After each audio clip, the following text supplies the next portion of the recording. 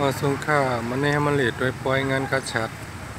หลีกลางวันในเข้มน่ะพลัมสุกสักนี่มันขายเฟอร์นิเจอร์ไม่ปลอมเอาปูนซีเมนต์เฮ็ดเหรอ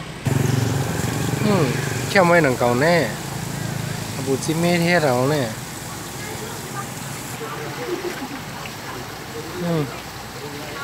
คนเฮานั่นก็เนาะพวกมีเงินก็ต้องหาเงินหลายเที่ย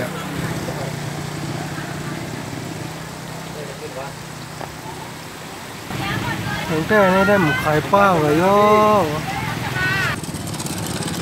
นาสำนักงานเกษตรว่าหมูง่ายให้ผูกผักกาดแถวนี้ผูกผักกาดไว้จับตั้งให้ไหนได้พลังก็มันหลักเหงอคุณเมียงสวนเนี่ยหมูง่ายก็ให้แก้งดีน่ะ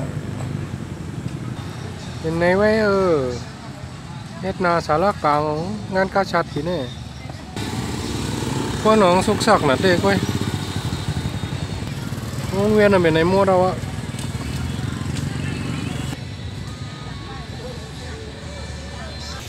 เชื่อกันนะว่ามีขายว่ะเฮ้ยป่นข้าวกัดกองว่าหนุ่มก็ก้นมีอยู่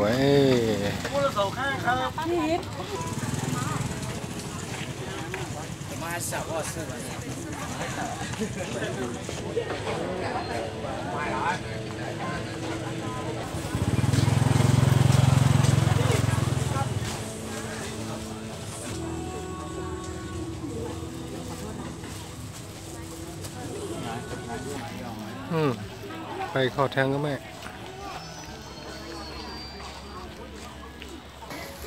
ตั้งเรียนมาก่อนตั้งเรียนก่อนเนาะน้ำแก้วนี่เมียวในเมียวเก้าเงินลูกวันเนาะ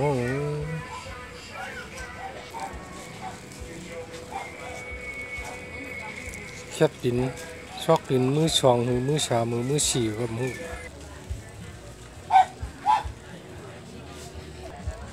ตกตามมาว่ะใช่เลยสายเอาก็มีขายเขาเนี่ย